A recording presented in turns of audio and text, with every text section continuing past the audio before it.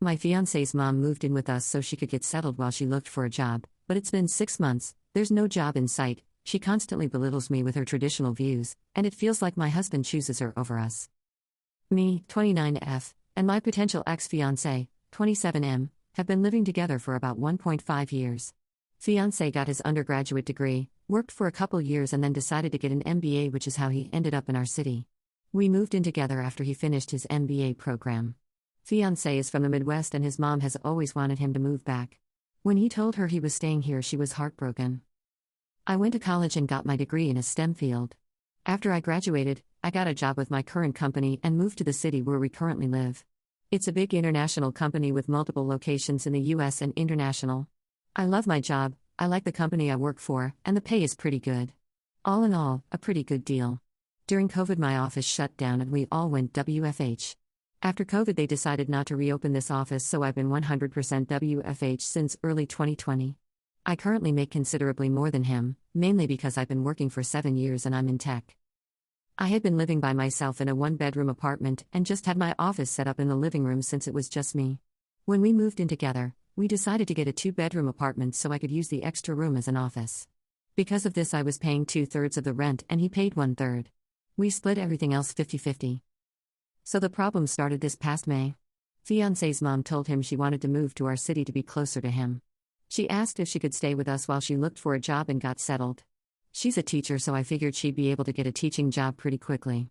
Because of that, I didn't really mind her staying with us, as I figured it would just be for a couple months over the summer. Since I thought it would only be for a couple months, I moved my office into a corner of our bedroom and my fiancé bought a bed to put in the second bedroom. The problem is she never applied for any teaching positions and has been living with us for 6 months now. She and I have really been struggling with each other since she moved in. I can't make her understand that I work full-time.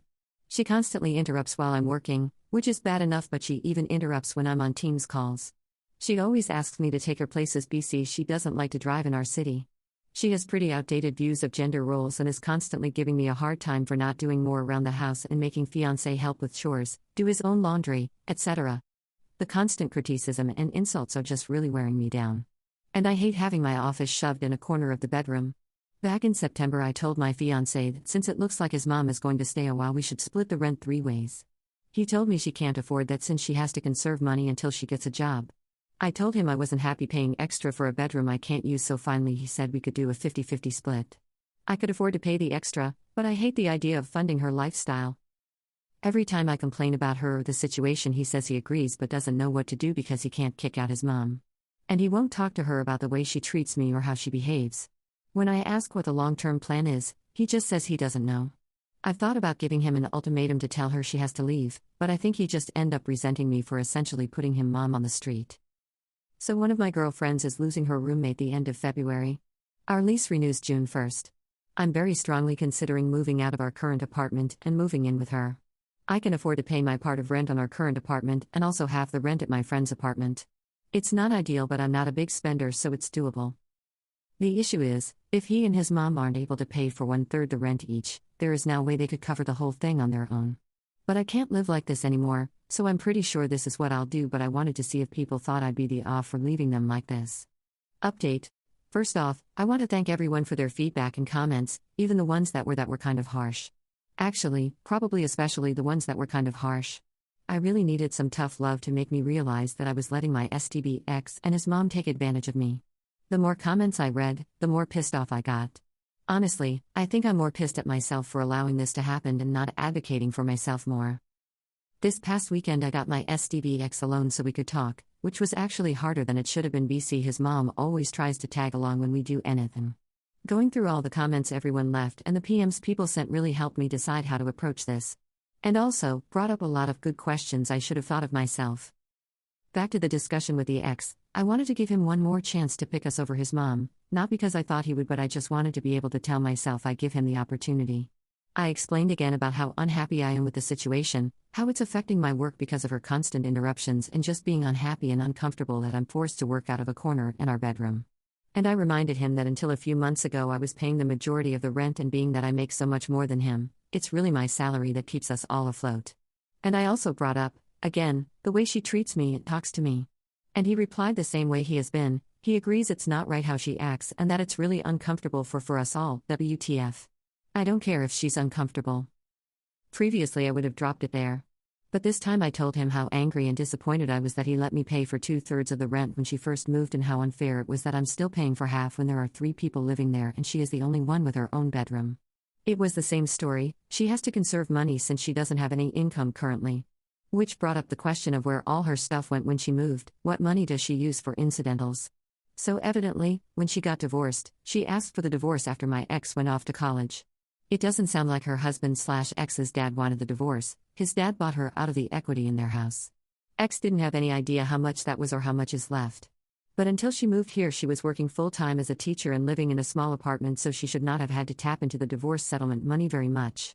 Other than that, Ex didn't have much insight to her finances other than what she told him, that she has to conserve money. I told him straight up that I'm moving out before the end of the month. And from now on I'm only paying 25%, as some of the commenters pointed out, she has a whole bedroom while I have to share with a man-child. So she should have to pay twice as much, and after I move out I'm not paying for anything else, no utilities, no food, nothing other than rent. I have a pretty idea what his finances are like, and if he has to pay 75% of the rent all by himself it's going to take a huge chunk of his net income. And after he pays utilities and buys groceries there won't be anything left for incidentals. Rent was due on the 1st but it's not late until after the 5th, so he has 2 days to come up with $1. If he doesn't come up with it and I end up covering, then I'll reduce the amount I pay in future months.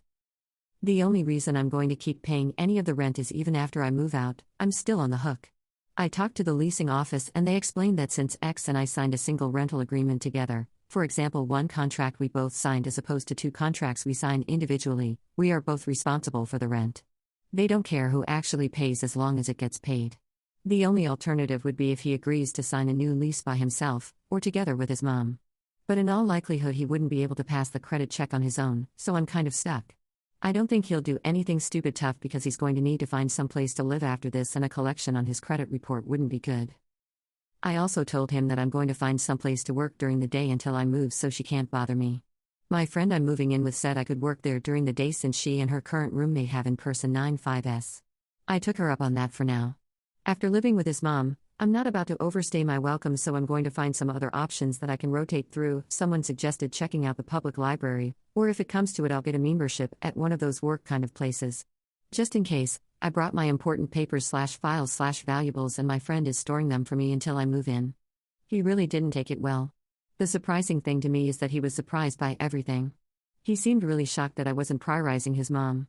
I really got the feeling that he sincerely believed I wanted to take care of her as much as him, and he kept saying stuff like, "What about my mom? What am I going to tell her? That's how she is, but we still need to help her," etc. He asked about our relationship and the engagement. I told him after I move out I need some space from him.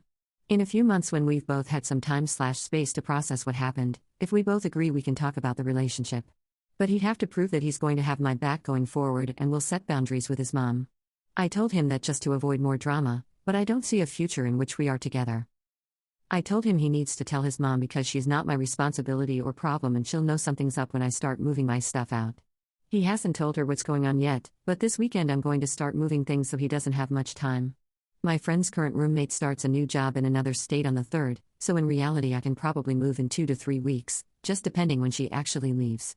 I don't expect him to do anything bad, other than sulk and complain, but if he does something stupid, or doesn't pay his part of the rent, the ace up my sleeve is I'll tell the leasing office his mom moved in, which is prohibited in the lease. Honestly, getting evicted would solve a lot of my problems right now, so it's a pretty valid threat I think.